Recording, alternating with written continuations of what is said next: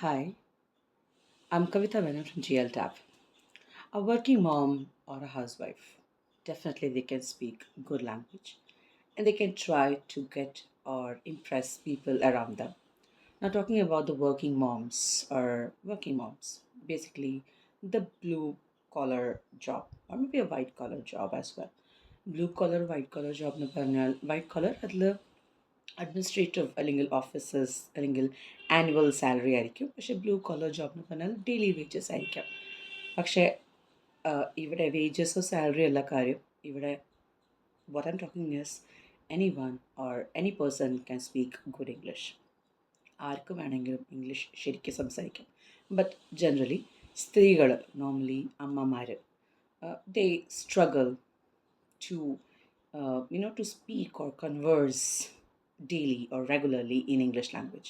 അവർക്ക് കുറച്ച് ബുദ്ധിമുട്ടുണ്ടാവും. സാധാരണ അവർ പറയുന്നൊരു കാര്യങ്ങളെന്ന് പറഞ്ഞാൽ ഞാൻ കേട്ടേക്കണ കാര്യം അവർ പറയണത് മലയാളം എഴുത്തിലായിരുന്നു, അല്ലെങ്കിൽ ഇംഗ്ലീഷ് സംസാരിക്കാൻ ആരുമില്ല, അല്ലെങ്കിൽ സംസാരിച്ചിട്ടും കാര്യമില്ല, ഗ്രാമർ മിസ്റ്റേക്സ് ഒക്കെ ഉണ്ടാവും.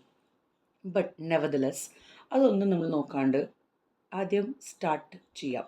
So today I will be sharing some daily sentences that a mom or a housewife can use at home or around them.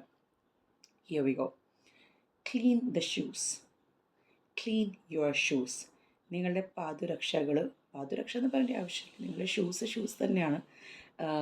Clean your shoes. നിങ്ങളുടെ ഷൂസ് വൃത്തിയാക്കി വെക്കൂ. പാദരക്ഷകൾ പറയണ്ടെന്ന് പറഞ്ഞൊരു കാര്യം എന്ന് പറഞ്ഞാൽ ഫുട്വെയർ ആണ് പാദരക്ഷ.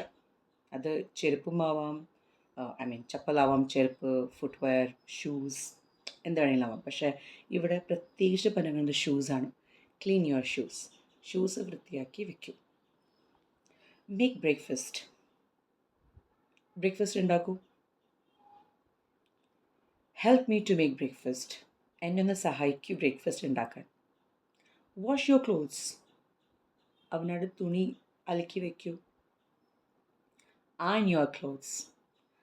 അവനോട് ഡ്രസ്സ് തയ്ച്ച് വയ്ക്കുക. നോട്ട് സീവിങ്, തയ്ച്ച് വയ്ക്കുക, അയൺ ചെയ്ത് വയ്ക്കാം. Hang up the laundry. തുണി തോരയിടാം.